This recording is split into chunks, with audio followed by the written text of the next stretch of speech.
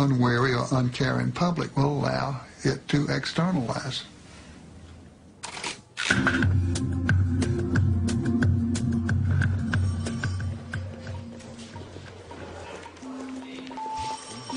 To determine the kind of personality that drives the corporation to behave like an externalizing machine, we can analyze it like a psychiatrist would a patient. We can even formulate a diagnosis on the basis of typical case histories of harm it has inflicted on others, selected from a universe of corporate activity.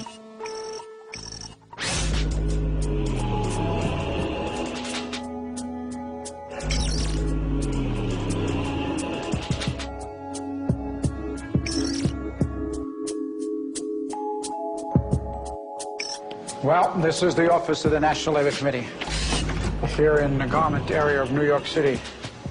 It's a little bit disheveled. These are all from different campaigns.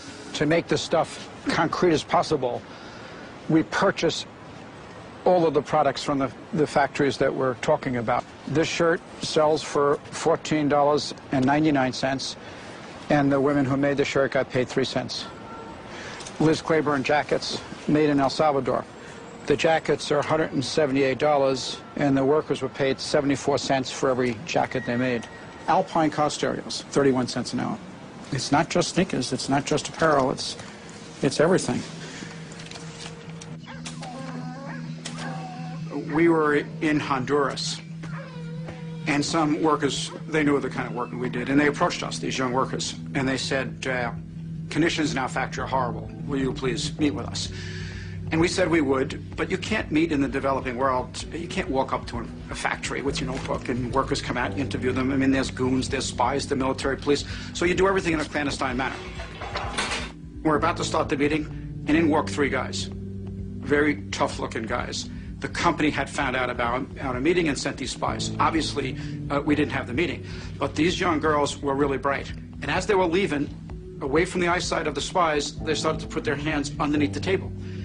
And I put my palm under there, put my hand under there, and they put into my hand their pay stubs. So we'd know who they were, what they were paid, and the labels that they made in the factory, so we'd know who they worked for. And I took my hand out after everyone had left, and in the palm of my hand was the face of Kathy Lee Gifford. But the bottom of it is the interesting part. A portion of the proceeds from the sale of this garment will be donated to various children's charities. It's very touching. Get your right here.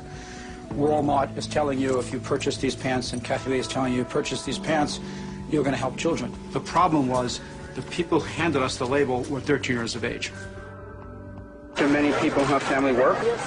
Just me. You support, how many people do you support? 8 people. 8 people. And how do you do with that salary? Is it enough? ¿Alcanza? ¿Es suficiente para poder no? Let's look at it from a different point of view. Let's look at it from the point of view of the people in Bangladesh who are starving to death, the people in China who are starving to death, and the only thing that they have to offer to anybody that is worth anything is their low-cost labor. And in effect, what they are saying to the world is they have this big flag that says, come over and hire us. We will work for 10 cents an hour, because 10 cents an hour will buy us the rice that we need not to starve. And come and rescue us from our circumstance. And so when Nike comes in, they are regarded by everybody in the community as an enormous godsend.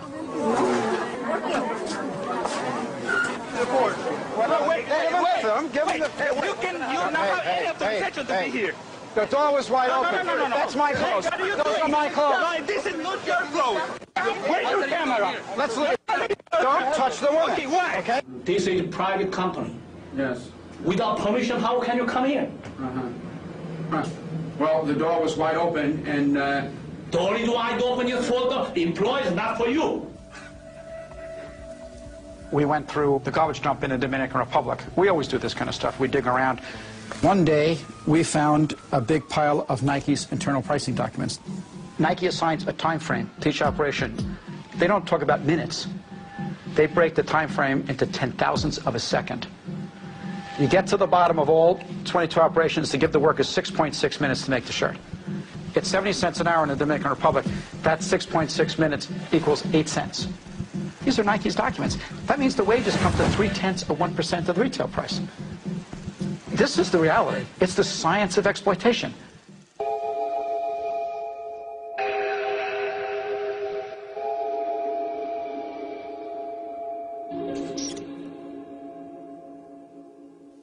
What happens in the areas where these corporations go in and are successful?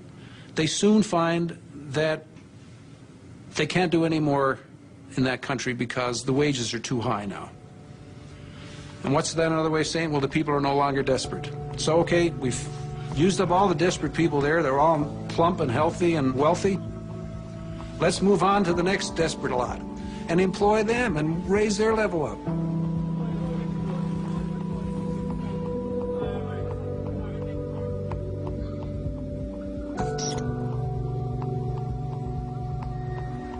Well, the whole idea of the export processing zone is that it will be the first step towards this wonderful new development.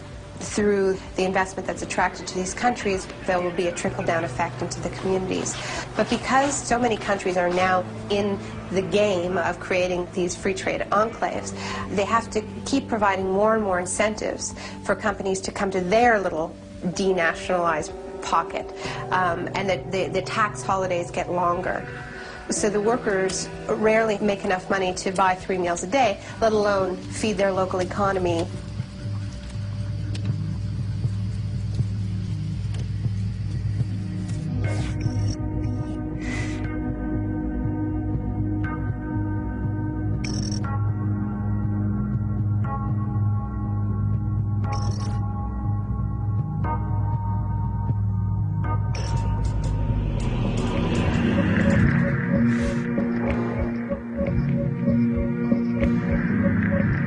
Something happened in 1940 which marked the beginning of a new era, the era of the ability to synthesize and create on an unlimited scale new chemicals that had never existed before in the world. And using the magic of research, oil companies compete with each other in taking the petroleum molecule apart and rearranging it into, well, you name it.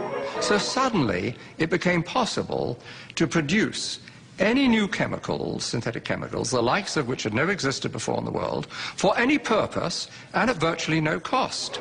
Fabrics, toothbrushes, tires, insecticides, cosmetics, weed killers, a whole galaxy of things to make a better life on Earth.